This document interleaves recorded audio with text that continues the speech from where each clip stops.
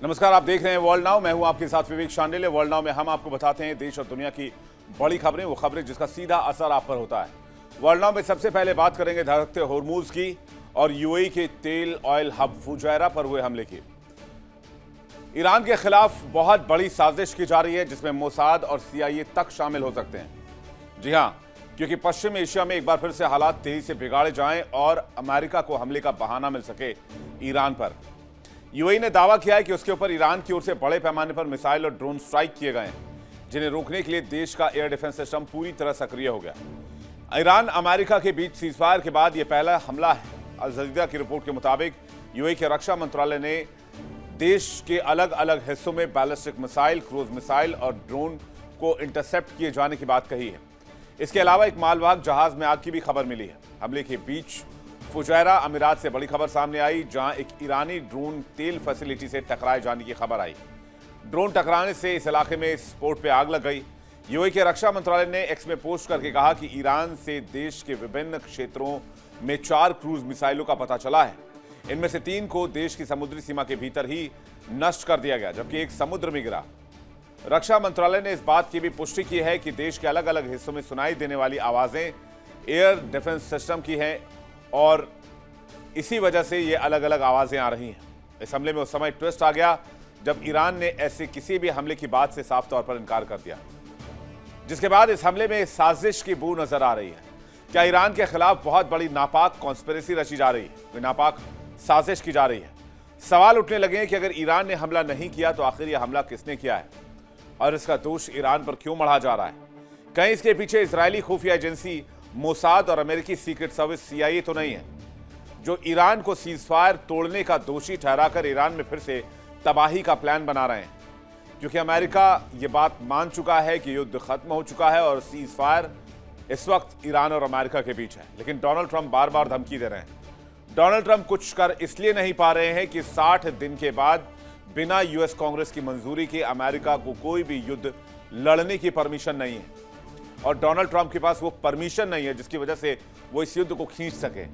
युद्ध को दोबारा शुरू करने के लिए कुछ इस तरीके के एक्ट की जरूरत है जिससे दुनिया की शांति और दुनिया का व्यापार खतरे में पड़े, और उसके लिए बहाना सबसे मुफीद है कि ईरान ने यूएई के फुजैरा पोर्ट पर हमला किया है। क्या है पर्दे के पीछे का खेल, क्या है पर्दे के पीछे की नापाक साजिश? जानेंगे, इसे डिकोड करने की कोशिश करेंगे, विस्तार से आपको खबर बताएंगे।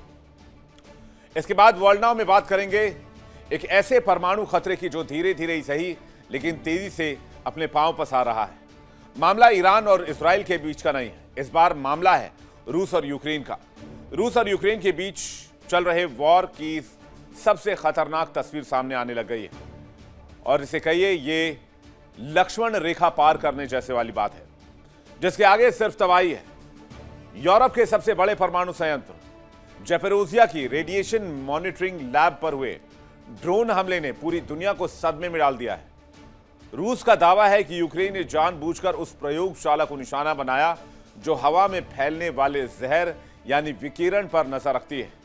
इस हमले के बाद पुतिन के तेवर बहुत सख्त हो गए और रूस का पलटवार परमाणु त्रासदी की नींव रख सकता है। रूसी समाचार एजेंसी तास के मुताबिक एक आत्मघाती यूक्रेनी ड्रोन ने सीधे प्लांट की बाहरी विकिरण निगरानी प्रयोगशाला को निशाना बनाया। यह लैब परमाणु संयंत्र के आसपास 24 घंटे रेडिएशन के स्तर की निगरानी करता है। रक्षा जानकारों का मानना है, विशेषज्ञों का मानना है कि अगर इस लैब को पूरी तरीके से नष्ट कर दिया जाता है तो किसी भी न्यूक्लियर लीक की स्थिति में दुनिया को समय पर जानकारी नहीं मिल पाएगी और दुनिया एक बहुत बड़े परमाणु रेडिएशन की जद में होगी। हालांकि प्लांट प्रबंधन ने कहा है कि उपकरण सुरक्षित है, लेकिन रूस ने इसे परमाणु आतंकवाद करार दिया है। रूस इस हमले को अपनी सुरक्षा के लिए खतरा मान रहा है। रक्षा विशेषज्ञ बताते हैं कि व्लादिमीर पुतिन अब यूक्रेन के ऊर्जा बुनियादी ढांचे पर ऐसा भीषण हमला करेंगे जो उसे अंधेरे के युग में धकेल सकता है। पुतिन पहले भी कह चुके हैं कि रूस की संप्रभुता को खतरा होने पर वो परमाणु विकल्प से पीछे नहीं हटेंगे।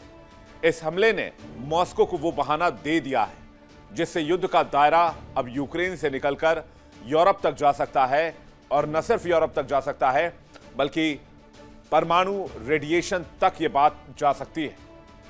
बताएंगे आपको इस खतरे के बारे में, जिसके बाद मॉस्को क्यों बहुत ज्यादा गुस्से में है, क्रेमलिन की तरफ से बहुत जबरदस्त रिएक्शन आया है। जानेंगे खबर के अंदर की खबर क्या है। फिर वर्ल्ड नाउ में हम बात करेंगे एक ऐसी कहानी की जो कहानी सुनने में बहुत फिल्मी लगती है, लेकिन यह हकीकत की तरह है। ऐसी कहानियां आपने हॉलीवुड की फिल्मों में जरूर देखी होंगी, लेकिन ये एक हॉलीवुड स्क्रिप्ट वाली खबर आपको चौंका देगी। नीला समंदर, शानदार जहाज, सुहाना सफर और अचानक मौत की दहशत। अटलांटिक महासागर की लहरों पर लग्जरी वेकेशन के लिए निकले यात्रियों को बीच समंदर में एक भयंकर वायरस ने जकड़ लिया है। ध्यान से सुनिएगा, एकदम मूवी प्लॉट आपको लगेगा, लेकिन यहां कई जान खतरे में है। इवन पूरी दुनिया में एक वायरस के फैलने की बात भी कही जा रही है। इस जहाज पर चढ़ने के लिए, एक टिकट खरीदने के लिए 38 लाख रुपए खर्च करने पड़ते हैं और 38 लाख खर्च करने के बाद यात्री जब इस जहाज पर चढ़ता है तो उसके होश उड़ जाते हैं, क्योंकि उन्हें पता चलता है कि जहाज पर एक ऐसा वायरस मौजूद है जो लोगों की जान ले रहा है और अब इस जहाज से नीचे उतरने की इजाजत किसी भी यात्री को नहीं है। जहाज में मौजूद 170 यात्री में से 3 यात्रियों की तड़प तड़प कर मौत हो चुकी है। लाखों रुपए लेने वाली कंपनी उन्हें जहाज पर रखकर मास्क ना उतारने की सलाह दे रही है। यह किसी थ्रिलर और हॉरर फिल्म की कहानी नहीं है, बल्कि लग्जरी क्रूज जहाज MV हॉन्ड्रियस की हकीकत है। और यहां फैला है हंता वायरस। हंता वायरस के मरीजों को देखकर देश ने दूर से ही हाथ जोड़ लिए हैं और इस MV जहाज पर चूहों से पहले हंता वायरस की वजह से सिचुएशन काफी खराब हो चुकी है। विश्व स्वास्थ्य संगठन ने पुष्टि की है कि इस बीमारी की चपेट में आने से अब तक 3 यात्रियों की दर्दनाक मौत हो चुकी है और इसके बावजूद जहाज पर मौजूद किसी भी यात्री को इस जहाज से निकलने की परमिशन नहीं है। ना ही वो जहाज से निकल सकते हैं, ना वो अपने घर जा सकते हैं और इस जहाज को किसी भी पोर्ट पर आने की इजाजत नहीं है। फिलहाल जहाज केप वर्डे के तट पर लंगर डाले खड़ा है। संक्रमण का डर और वायरस धीरे धीरे यात्रियों को अपनी चपेट में ले रहा है। जहाज से नीचे उतरने की इजाजत किसी को नहीं है। जहाज पर सवार करीब 170 यात्रियों और 71 क्रू सदस्यों के लिए ये मौत वाली स्थिति है। क्या है पूरी कहानी हंता वायरस, बताएंगे आपको। और ये जहाज किन किन देशों से होकर गुजरा है जहां पर इसके होने का, इस वायरस के होने का खतरा बढ़ रहा है, डिटेल से बताएंगे वर्ल्ड नाउ में इस खबर को और जानेंगे इस जहाज की पूरी कहानी। तो चलिए शुरुआत करते हैं और देखते हैं वर्ल्ड नाउ। 4 मई 2026 संयुक्त अरब अमीरात का फुजैरा ऑयल टर्मिनल, जहां हर दिन करोड़ों बैरल तेल दुनिया तक पहुंचता है। और फुजैरा वो टर्मिनल है जो होर्मुज का बाईपास देता है UAE को, यानी उसे होर्मुज की जरूरत नहीं है। लेकिन उस फुजैरा टर्मिनल पर क्या होता है, इस तस्वीर को देखकर आप अंदाजा लगाइए। यह है वो फुजैरा टर्मिनल जो गल्फ ऑफ ओमान में आता है और बगैर होर्मुज के, आपको याद होगा ओपेक से निकलने की बात UAE ने कही थी और ओपेक ही खाड़ी देशों के ऑयल को कंट्रोल करता है। और खाड़ी देशों के ऑयल से क्या मजबूत होता है, पेट्रो डॉलर मजबूत होता है। तो UAE का यह फैसला कि वो ओपेक में नहीं रहेगा, इससे किसको नुकसान होगा, US को नुकसान होगा, ओपेक को नुकसान होगा और पेट्रो डॉलर को नुकसान होगा। तो उसके बाद हम देखते हैं कि यहां पर एक बहुत बड़ा अटैक हो जाता है फुजैरा पर। यह फुजैरा पोर्ट की तस्वीर है। आसमान से आए ड्रोन और मिसाइलों ने पूरे ऑयल हब को आग के समंदर में बदल दिया। इसमें 3 नागरिक घायल हुए हैं, कुछ भारतीय भी घायल हुए हैं, जिसमें भारत ने बहुत कड़ा रिस्पांस दिया। भारत ने कहा कि ये सब चीजें अब और ज्यादा बर्दाश्त नहीं की जाएंगी। तो हमला किसने किया? UAE के ऊपर हमले से फायदा किसका होगा? मैं आपको बताऊंगा ईरान के खिलाफ साजिश की एक ऐसी कहानी जिसे सुनकर शायद आपके पैरों तले जमीन खिसक जाए। यहां तेल टैंक जलने लगे, पूरी दुनिया की नजर अचानक से फुजैरा पोर्ट पर टिक गई। पहली नजर में सबने कहा हमला ईरान ने किया है, लेकिन क्या कहानी इतनी सीधी है या फिर इस आग के पीछे छिपा है? मिडिल ईस्ट का सबसे खतरनाक शो शैडो गेम का। और क्या मैं आपसे कहूं कि इसके पीछे मोसाद और CIA भी हो सकते हैं, इसकी भी आशंका है। तो क्या यह मुमकिन, इसकी पॉसिबिलिटीज क्या है? चलिए डिकोड करते हैं इस सबसे बड़े मिडिल ईस्ट कॉन्स्पिरेसी को। यूएई के फुजैरा ऑयल टर्मिनल पर हमला, जरा फुल स्क्रीन आपको तस्वीर दिखाते हैं। यह ड्रोन और मिसाइल हमला है, आग के गोले, इसमें 3 भारतीय नागरिक भी घायल हुए और पूरे पश्चिम एशिया में तनाव बढ़ने लगा। देखने में ऐसा लगा कि भाई यूएई को निशाना और कौन बना सकता है, यूएई से बदला कौन ले सकता है? तो ईरान ले सकता है, ईरान हमला कर सकता है। लेकिन अब सवाल उठ रहे हैं, क्या इसके पीछे सिर्फ ईरान है या पर्दे के पीछे कोई और खिलाड़ी है? क्या पर्दे के पीछे मोसाद है या CIA का कोई बहुत बड़ा गेम चल रहा है? मोसाद CIA का जॉइंट ऑपरेशन है।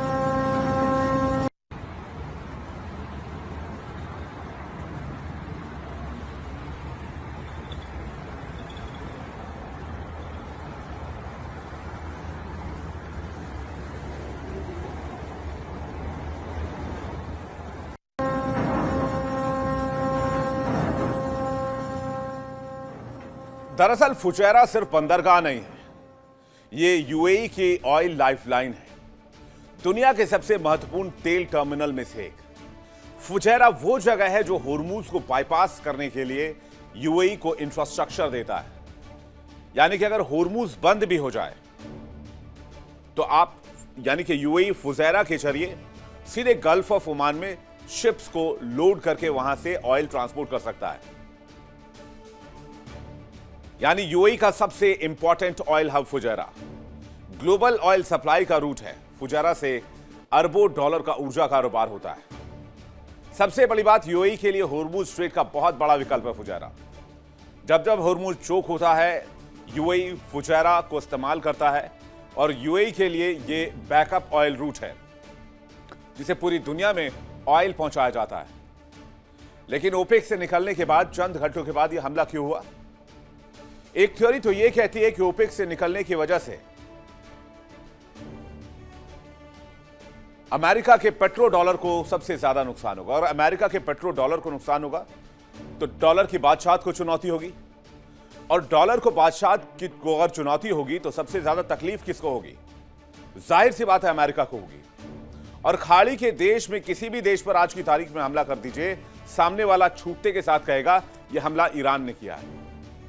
यहां कुछ साबित करने की जरूरत नहीं है। हमले के कुछ घंटों बाद एक और चौंकाने वाला दावा सामने आया। ईरान समर्थित माने जाने वाले हंदला हैकर ग्रुप ने कहा, हमले से पहले फुजैरा की रक्षा प्रणालियों को साइबर अटैक से कमजोर किया गया।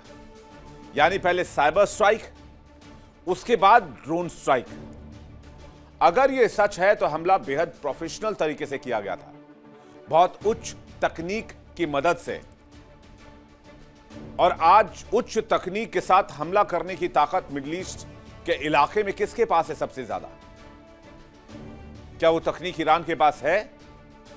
मुझे नहीं लगता वो तकनीक ईरान के पास है। क्या वो तकनीक इजराइल के पास है? इसमें कोई सवाल नहीं होना चाहिए कि आज की दुनिया में ऐसी कोई भी तकनीक नहीं बनी है जो इजराइल के पास ना हो। यह कहानी यहीं से पलटती है।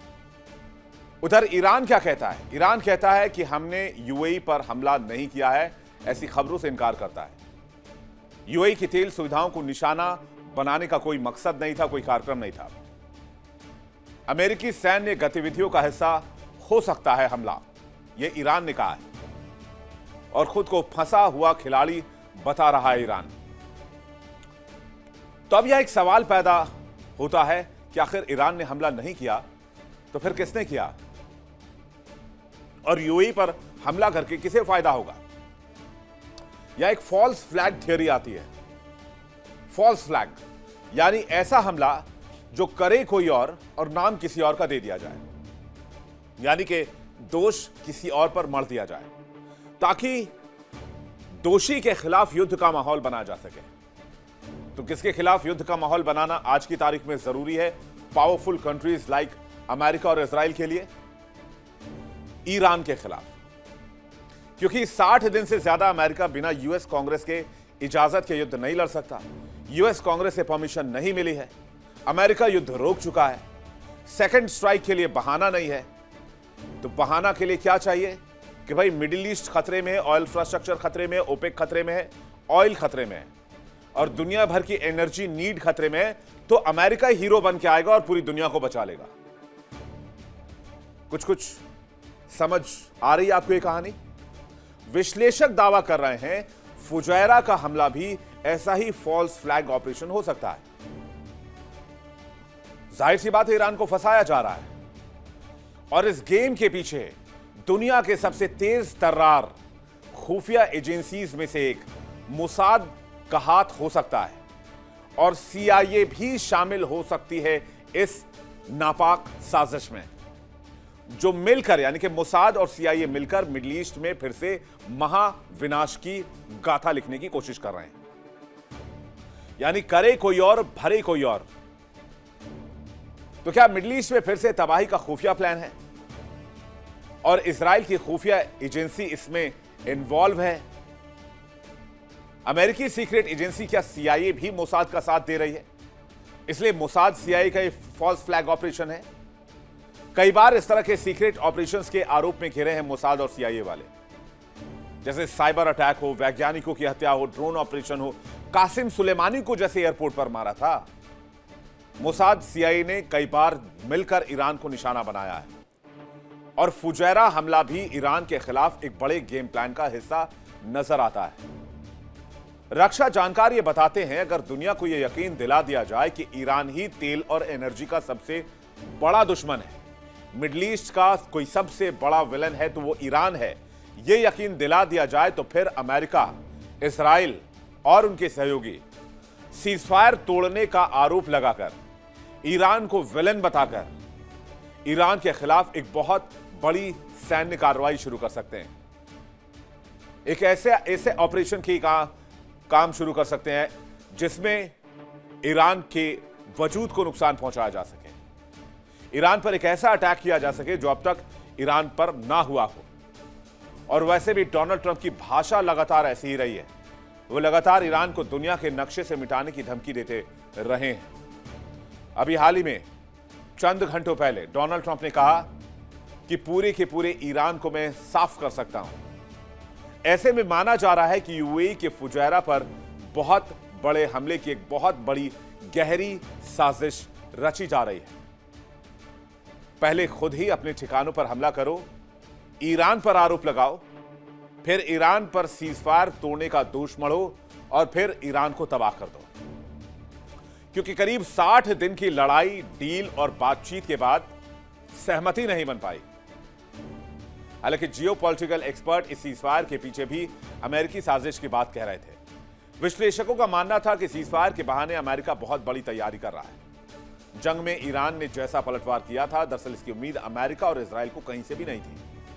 ऐसे में सीजफायर के दौरान वो बड़े विध्वंस की तैयारी कर रहे थे। लेकिन जिस तरह से फुजैरा में ईरान के नाम पर हमला हुआ, वो इन आशंकाओं को न सिर्फ लाकर एक जगह कनेक्ट करती है, बल्कि इन आशंकाओं को बल भी देती है कि इसके पीछे बहुत बड़ी कॉन्स्पिरेसी है अगेंस्ट ईरान। मतलब अब अमेरिका किसी ना किसी बहाने सीजफायर खत्म करने पर तुला हुआ है, जिससे कि वो ईरान पर फिर से एक ड्रास्टिक अटैक कर सके और जो उसकी इज्जत मटियामेट हुई है उसको फिर से रीबैलेंस कर सके। यानी पूरी स्क्रिप्ट लिखी ऐसी जा रही है कि अमेरिका को हीरो प्रोजेक्ट किया जाए और ईरान को मिडिल ईस्ट का सबसे बड़ा विलन प्रोजेक्ट किया जाए। लेकिन सच्चाई क्या है? मिडिल ईस्ट में आग किसने लगाई? मिडिल ईस्ट में आग अमेरिका ने लगाई, इजराइल ने लगाई। मिडिल ईस्ट में इसी वजह से आज की तारीख में चारों तरफ विध्वंस, तबाही, हमले और बर्बादी की तस्वीर है। लेकिन अगर यह सच है कि अमेरिका और इजराइल मिलकर ईरान के खिलाफ बहुत बड़ी कॉन्स्पिरेसी कर रहे हैं, जिसमें मोसाद और CIA तक शामिल है, तो फिर यकीन मानिए मिडिल ईस्ट में एक बार फिर से भयंकर जंग छिड़ सकती है। और अगर ऐसा हुआ तो इसका असर दुनिया पर बहुत भयंकर होगा, यानी महाविनाश की तैयारी समझ लीजिए। बारूद के ढेर पर बैठा है मिडिल ईस्ट। ईरान झुकने को तैयार नहीं है। ट्रंप हमले को लेकर बेकरार हो रहे हैं, इसलिए हमले के लिए स्क्रिप्ट लिखी जा रही है। लड़ाई तेल की है, ड्रोन से वार किया जा रहा है, जासूसी के जाल बिछाए जा रहे हैं। साइबर वॉर किया जा रहा है। फुजैरा हमले से जंग भड़काने का पूरी तरीके से माहौल तैयार किया जा रहा है और जंग फिर भड़के तो यकीन मानिए तेल की कीमतें, शिपिंग रूट खत्म हो जाएंगे और ग्लोबल बाजार धराशायी हो सकता है। यानी कि फुजैरा में लगी आग सिर्फ तेल टर्मिनल में आग की कहानी नहीं है, यह उस खामोश जंग की आहट है जो दुनिया को एक बहुत बड़े एनर्जी क्राइसिस की तरफ धकेल सकती है। सवाल सिर्फ इतना नहीं है कि हमला किसने किया, सवाल यह है कि क्या दुनिया को एक और मिडिल ईस्ट वॉर के लिए तैयार किया जा रहा है? क्या उसके लिए प्लानिंग, प्लॉटिंग की जा रही है? ड्रोन का इस्तेमाल, साइबर अटैक, जासूसी एजेंसियों का इन्वॉल्व होना, तेल की रणनीति, यानी फुजैरा पर हमला करके यह जता दिया गया है कि अभी ये चैप्टर क्लोज नहीं हुआ है। अभी तो अब बस आपने ट्रेलर देखा है, पूरी स्टोरी अभी बाकी है। चलिए आगे बढ़ते हैं, इस खबर पर हमारी नजर आएगी। अगली खबर की तरफ चलते हैं। बात एक और जंगी फ्रंट की, जहां परमाणु खतरा पनप रहा है। रूस और यूक्रेन के बीच चल रही लड़ाई एक ऐसे खतरनाक मोड़ पर पहुंच गई है जहां पूरी दुनिया की सांसें अटक गई है। जेलेंस्की ने वो गलती कर दी है जिसका खामियाजा पूरी दुनिया को उठाना पड़ सकता है, जिसका खामियाजा पूरे यूरोप को उठाना पड़ सकता है, रशिया, यूक्रेन सबको उठाना पड़ सकता है। वो घातक गलती जिसे पुतिन कभी माफ नहीं करेंगे और उसके बाद पुतिन का वो रूप यूक्रेन दिखेगा जो शायद अभी तक इस जंग में जेलेंस्की ने देखा ना हो। हुआ क्या है, सबसे पहले जानिए। यूरोप के सबसे बड़े परमाणु ऊर्जा संयंत्र ज़ैपोरिज़िया पर हुए ताजा ड्रोन हमले ने न्यूक्लियर लीक की आहट दे दी है। रूस का दावा है कि यूक्रेनी सेना ने जानबूझकर उस लैब को निशाना बनाया जो रेडिएशन पर नजर रखती है। इस हमले के बाद मॉस्को के तेवर बेहद सख्त हैं और पुतिन का जवाब कितना घातक होगा, इसे लेकर पूरी दुनिया में इस वक्त पैनिक वाली स्थिति है, खासकर यूरोपियन कंट्रीज में। रूसी समाचार एजेंसी तास के मुताबिक यूक्रेनी सेना ने एक आत्मघाती ड्रोन के जरिए ज़ैपोरिज़िया प्लांट की बाहरी निगरानी प्रयोगशाला यानी कि ECRL को निशाना बनाया। रक्षा विशेषज्ञों का मानना है कि पुतिन इस हमले को रूस की संप्रभुता और सुरक्षा के लिए एक बड़ी चुनौती के रूप में देख रहे हैं। रूस पहले भी कह चुका है कि वो अपनी परमाणु संपत्तियों की सुरक्षा के लिए किसी भी हद तक जा सकता है। इस हमले के जवाब में पुतिन यूक्रेन के ऊर्जा बुनियादी ढांचे पर और भी भीषण हमले कर सकते हैं, जिससे तनाव और ज्यादा बढ़ जाएगा और फिर मरने मारने वाली बात हो जाएगी। ज़ैपोरिज़िया पर अटैक के बाद पूरी दुनिया तबाही के कगार पर है। क्यों? क्योंकि पूरी दुनिया पर परमाणु तबाही का खतरा मंडरा रहा है। कैसे? एक तरफ जहां रेडिएशन लीक की आशंका जताई जा रही है, वहीं रूस ने इस हमले पर बहुत कड़ी प्रतिक्रिया दी है। सबसे बड़े न्यूक्लियर प्लांट पर हमला, ज़ैपोरिज़िया के रेडिएशन निगरानी प्रयोगशाला पर ड्रोन अटैक के बाद न्यूक्लियर लीक की आशंका। अटैक को लेकर रूस ने यूक्रेन पर आरोप लगाया, यूक्रेन पर जानबूझकर हमले का आरोप लगाया। हमले पर अंतर्राष्ट्रीय परमाणु एजेंसी IAEA ने भी चिंता जाहिर कर दी है। यह वही IAEA है जो ईरान में परमाणु कार्यक्रम के ऊपर निगरानी रखती थी। यह वही IAEA है जो अमेरिका और रूस के बीच संधि खत्म होने से पहले दोनों देशों के परमाणु कार्यक्रम पर नजर रखती थी। उसी IAEA ने यह चेतावनी दी है कि यूक्रेन का यह ज़ैपोरिज़िया वाला हमला आग के साथ खेलने के जैसा है। रूस ने हमले पर बहुत कड़ी प्रतिक्रिया दी है। रूस ने परमाणु सुरक्षा के साथ इसे खिलवाड़ करार दिया है। रूस ने साफ कह दिया है कि हमले को बर्दाश्त नहीं किया जाएगा और इसके लिए करारा जवाब के लिए तैयार हो जाए यूक्रेन। हालांकि एक राहत की बात यह है कि हमले से उपकरणों को कोई नुकसान तो नहीं हुआ है, लेकिन इससे यह नहीं कहा जा सकता है कि परमाणु रेडिएशन का खतरा नहीं है। IAEA का मानना है कि परमाणु रेडिएशन का खतरा अभी भी बरकरार है। ज़ैपोरिज़िया परमाणु ऊर्जा संयंत्र यूक्रेन के एनर्जोदार में स्थित यूरोप का सबसे बड़ा और दुनिया का 10वां सबसे बड़ा परमाणु संयंत्र है। मार्च 2022 में यह रूसी नियंत्रण में है। मार्च 2022 से लेकर और युद्ध के बीच सुरक्षा चिंताओं के कारण इसे वर्तमान में शटडाउन मोड में रखा गया है। इस ज़ैपोरिज़िया प्लांट में 6 रिएक्टर हैं जो युद्ध से पहले यूक्रेन की 20% से अधिक बिजली पैदा किया करते थे, लेकिन युद्ध के बाद यहां से बिजली मिलना यूक्रेन को बंद हो गया। तो ज़ैपोरिज़िया परमाणु ऊर्जा संयंत्र पर फिलहाल रूस का कंट्रोल है, इसलिए यूक्रेन को लगता है कि इसे खत्म कर देना बेहतर है। लेकिन शायद यूक्रेन इसके बाद के खतरे को नहीं देख रहा है जो पूरी दुनिया पर मंडरा रहा है, न्यूक्लियर रेडिएशन का खतरा। न्यूक्लियर रेडिएशन के बारे में आपको डिटेल से बताएं, लेकिन पहले ज़ैपोरिज़िया प्लांट की ताकत, इसकी खासियत आप जान लीजिए। यूक्रेन के दक्षिण पूर्व में स्थित है ज़ैपोरिज़िया। नीपर नदी के तट पर कखोवका जलाशय के पास इसे बनाया गया है। प्लांट में 6 VVER 1000 प्रेशराइज्ड वाटर रिएक्टर लगे हुए हैं। हर एक की क्षमता 1000 मेगावाट की है और कुल जोड़ दिया जाए तो यह प्लांट 6000 मेगावाट की बिजली का उत्पादन करता है। और बिजली का उत्पादन मार्च 2022 के बाद से रूसी सेना के कंट्रोल में है। रूस की सरकारी परमाणु ऊर्जा एजेंसी इसे कंट्रोल करती है और सुरक्षा सुनिश्चित करने के लिए फिलहाल इसके सभी रिएक्टर्स को बंद कर दिया गया है। इस हमले को लेकर जहां अंतर्राष्ट्रीय परमाणु ऊर्जा एजेंसी ने चिंता जाहिर की है, वहीं रूसी अधिकारियों और राष्ट्रपति व्लादिमीर पुतिन ने प्रशासन ने इन हमलों के लिए यूक्रेन को जिम्मेदार ठहराया है।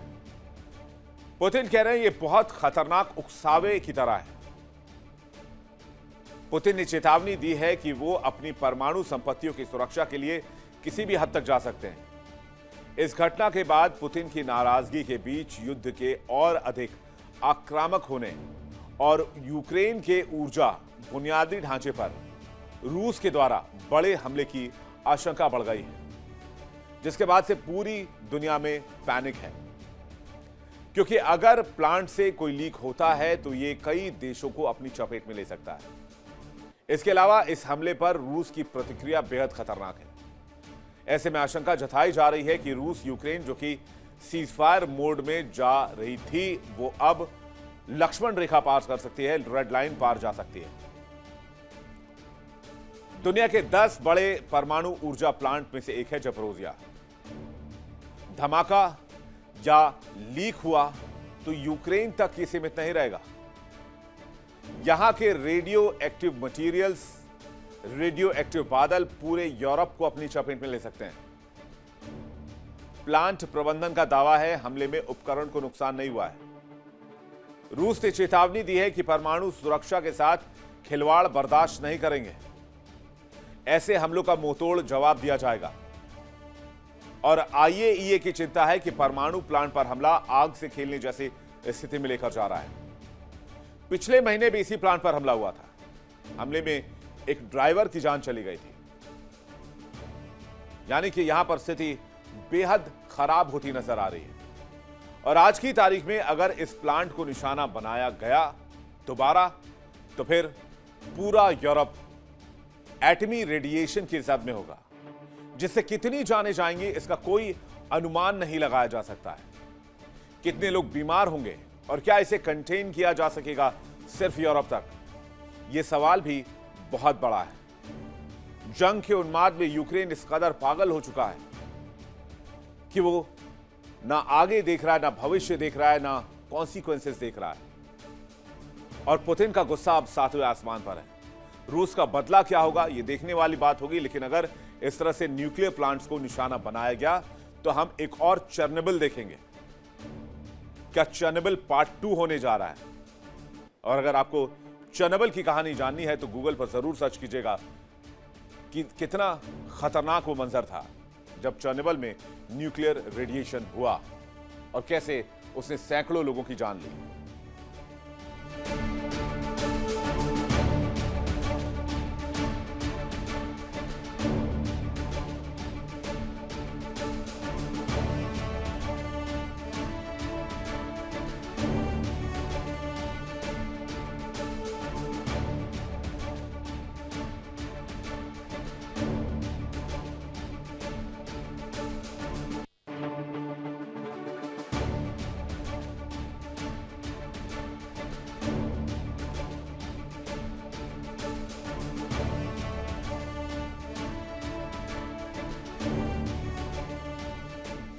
चलिए वर्ल्ड नाउ में अब आपको बताते हैं एक ऐसी खबर जिसे सुनकर आपके होश उड़ जाएंगे। आपको लगेगा मैं किसी हॉलीवुड फिल्म की स्क्रिप्ट पढ़ रहा हूं या इस तरह की हॉलीवुड पिक्चर शायद आपने देखी भी होगी, लेकिन यह खबर कोई कहानी नहीं है। यह है 100% सच्ची स्टोरी। और अभी भी 170 से ज्यादा लोग जिंदगी और मौत के बीच झूल रहे हैं और उन्हें बचाने वाला कोई नहीं। फर्ज कीजिए आप करोड़ों की लग्जरी क्रूज पर लाखों रुपए खर्च करके छुट्टी मनाने निकले हों। सामने समंदर का खूबसूरत नजारा हो, अंटार्कटिका की बर्फीली खूबसूरती हो, आपके सामने 56 भोग सजे हुए हों, आपके आंखों में सपने हों, लेकिन तभी आपको अचानक इस बात की जानकारी मिलती है कि जहाज पर आप सिर्फ इंसान अकेले नहीं हैं। इस जहाज पर एक ऐसा वायरस मौजूद है जो इंसानों को पल भर में समाप्त कर सकता है।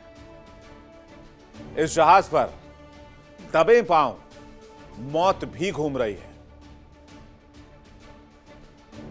और उसके बाद पूरे जहाज में पैनिक। लेकिन इसका दूसरा पहलू है, क्लाइमेक्स भी है। मैं आपको बताऊंगा, लेकिन अब कहानी को शुरू से देखते हैं। एक ऐसा वायरस जो चूहों से फैलता है, इसका कोई पक्का इलाज पूरी दुनिया में नहीं है, जिसके चपेट में आने के बाद इंसान के फेफड़े में पानी भरने लगता है और फिर एक एक करके लोगों के बाल गिरने लगते हैं और धीरे धीरे उस इंसान की मौत हो जाती है। यह कोई हॉलीवुड थ्रिलर हॉरर फिल्म की स्क्रिप्ट नहीं है। यह इस जहाज की कहानी है जो इस वक्त आप देख रहे हैं। जरा फुल स्क्रीन आपको यह तस्वीर दिखाते हैं।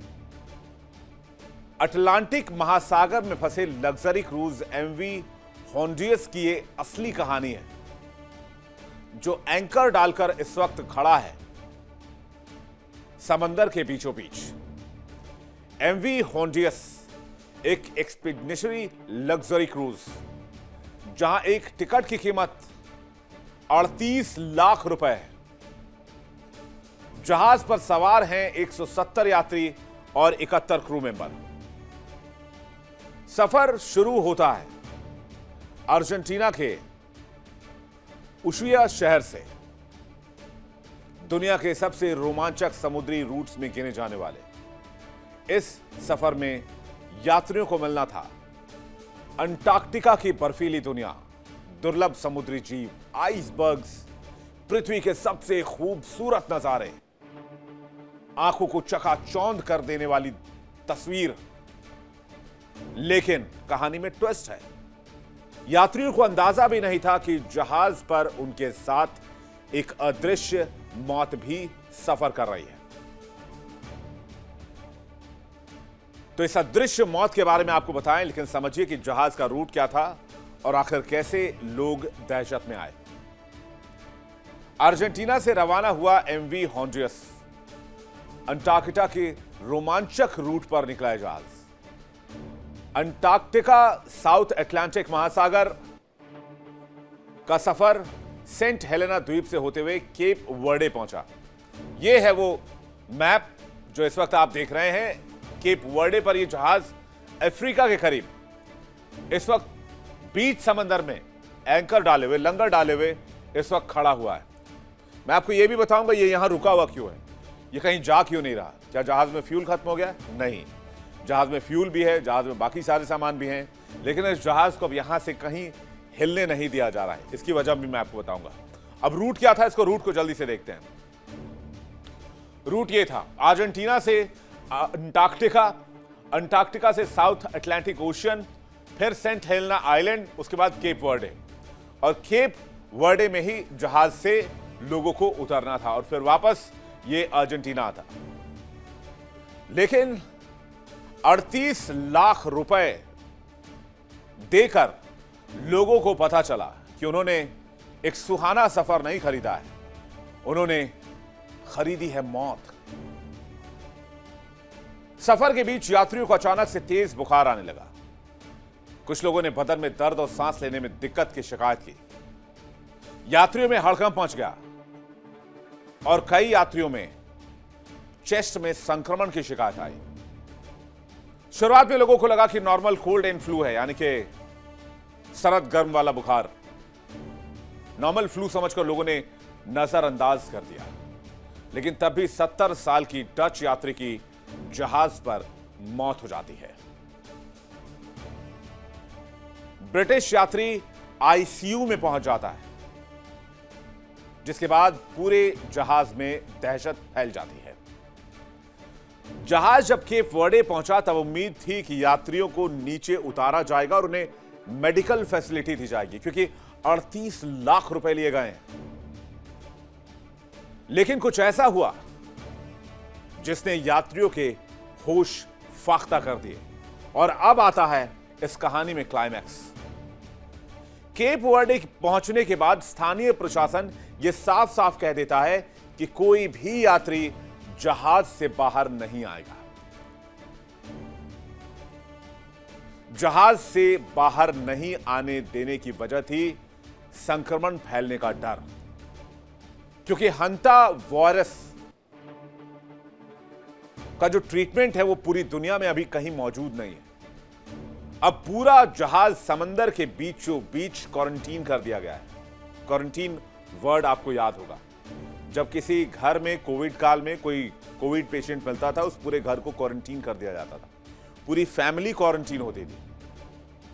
जब तक कोविड नेगेटिव रिजल्ट नहीं आता था, उस परिवार से किसी को भी बाहर आने जाने की इजाजत नहीं होती थी। यह सिस्टम बनाया गया था। तो सोचिए कि समंदर के बीचों बीच जहाज में मौजूद 200 से ज्यादा लोगों को क्वारंटीन कर दिया गया है। जहाज की कंपनी ओशन वाइड एक्सपीडिशंस ने यात्रियों को चिट्ठी भेजी है। चिट्ठी में क्या लिखा है? वही मैसेज जो कोरोना के समय में, कोविड काल में सरकार ने हमें दी थी। मैसेज क्या है? मास्क बहुत जरूरी है, हर व्यक्ति से दूरी बनाकर रखें, अपने केबिन से कम बाहर निकलें। लेकिन यहां सवाल यह आता है, अगर वायरस फैल चुका है तो क्या मास्क लगाकर हंता वायरस से यहां पर किसी भी व्यक्ति को बचाया जा सकता है? इसका जवाब नहीं है, क्योंकि आप समझिए कि कोविड काल में भी अगर घर के किसी व्यक्ति को कोविड हो जाता था तो पूरा घर उस कोविड वायरस के चपेट में होता था। तो एक जहाज के अंदर क्या एक वायरस को क्वारंटीन कर पाना मुमकिन है? बिल्कुल नहीं। इसलिए इस पूरे जहाज के ऊपर खतरा है और मदद करने वाला कोई नहीं है। अभी तक यह जहाज केप वर्डे में मदद का इंतजार कर रहा है। लोगों के सामने मौत नाच रही है, उनकी आंखों के सामने उनको दिख रहा है कि वो वायरस की जद में है, लेकिन मदद अभी तक नहीं पहुंची है। अब इस वायरस को समझिए जिसने पूरे जहाज को मौत के जहाज में बदल दिया है। दरअसल यह वायरस दुर्लभ वायरस है जो चूहों के मल मूत्र या लार से फैलता है। यह फेफड़ों या किडनी से जुड़ी गंभीर बीमारियां पैदा कर सकता है। फ्लू जैसे इसके शुरुआती लक्षण होते हैं, बाद में स्थिति और गंभीर हो जाती है। समय पर पहचान और अर्ली स्टेज में इलाज बहुत जरूरी है। अगर इसका इलाज तुरंत नहीं किया गया तो यह वायरस पल्मोनरी सिंड्रोम का कारण बन सकता है।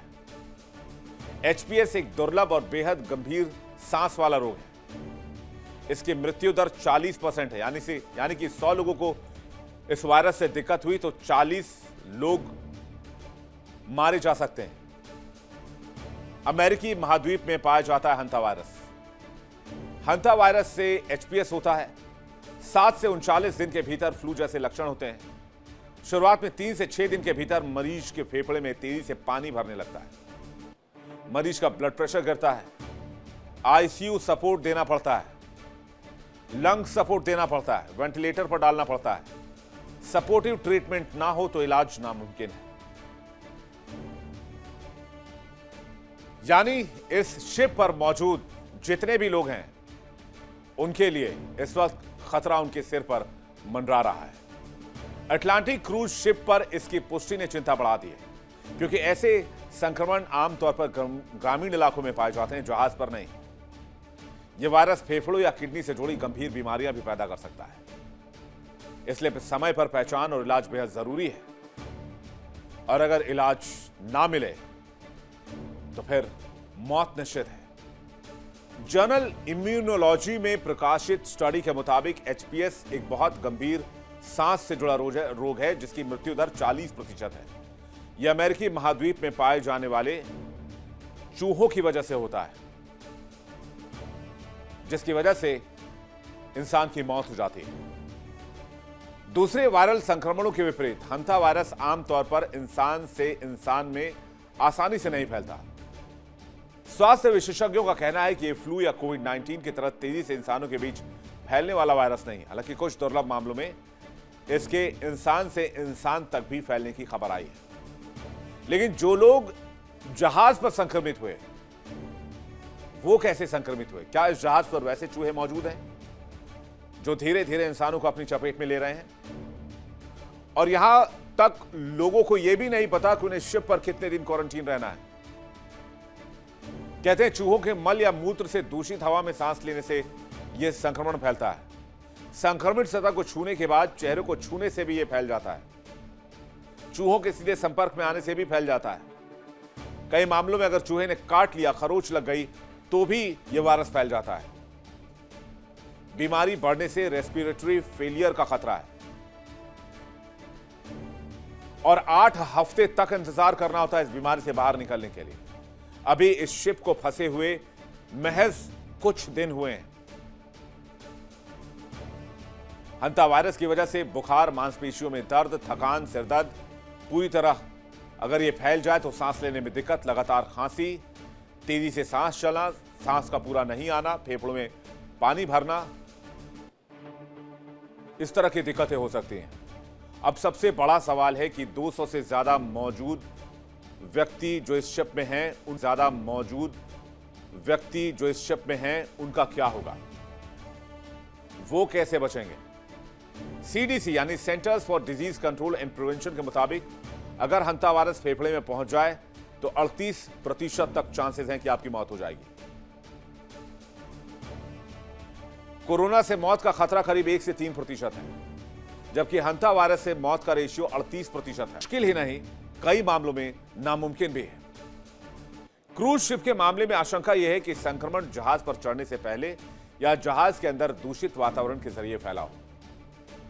हालांकि विशेषज्ञों को शक है कि इस जहाज पर मिला एंडीज वेरिएंट इंसान से इंसान में भी जा सकता है और यही बात शिप पर मौजूद हर व्यक्ति को दहशत में डाल रही है और दुनिया भी इस बात से डरी हुई है।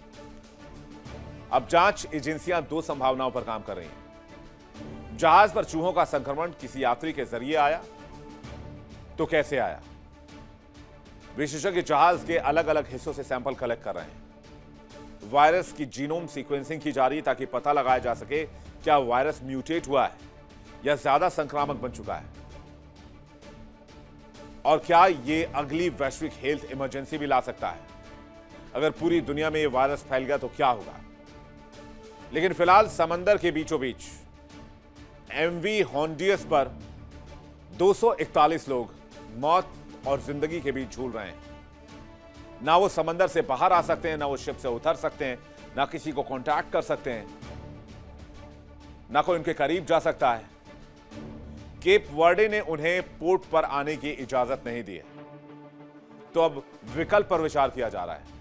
1000 मील दूर स्पेन के कैनरी आइलैंड की ओर जहाज मोड़ा जाएगा और फिर वहां अगला फैसला किया जाएगा। WHO के साथ साथ CDC भी लगातार इस हालात पर नजर रखे हुए हैं क्योंकि कोरोना का डर अभी हम भूले नहीं हैं और अब एक नया वायरस ब्रेकआउट दुनिया को बेचैन कर रहा है। डर है, दहशत है, मेडिकल अलर्ट है और मौत का सन्नाटा है क्योंकि 3 लोगों की जान चली गई है। सवाल सिर्फ इतना नहीं कि इस जहाज पर क्या हुआ, सवाल यह भी कि क्या दुनिया एक नए वायरस के खतरे की तरफ बढ़ रही है। और एमवी हॉन्डियस की कहानी सिर्फ एक क्रूज शिप की कहानी नहीं है, बल्कि इंसानों के लिए उस नई जंग की चेतावनी है जिसमें एक और वायरस दस्तक दे रहा है और इसमें दुश्मन दिखाई नहीं देता है। देखना होगा कि इस शिप को लेकर आगे का फैसला क्या होता है और कैसे यहां से यात्रियों को सुरक्षित निकाला जाता है और इसके लिए WHO और बाकी अंतर्राष्ट्रीय एजेंसियां क्या मुहिम चलाती हैं। बताते रहेंगे हम आपको वर्ल्ड नाउ में कि शिप पर मौजूद लोगों का क्या हुआ, कैसे उन्हें सुरक्षित रेस्क्यू किया गया। वर्ल्ड नाउ में फिलहाल इतना ही। देखिए इंडिया डेली 24/7 अब आपके स्मार्ट टीवी पर। इंडिया डेली मौजूद है सभी डिजिटल प्लेटफॉर्म पर लाइव और लगातार। इंडिया डेली 24/7 हर दिन राष्ट्र को समर्पित।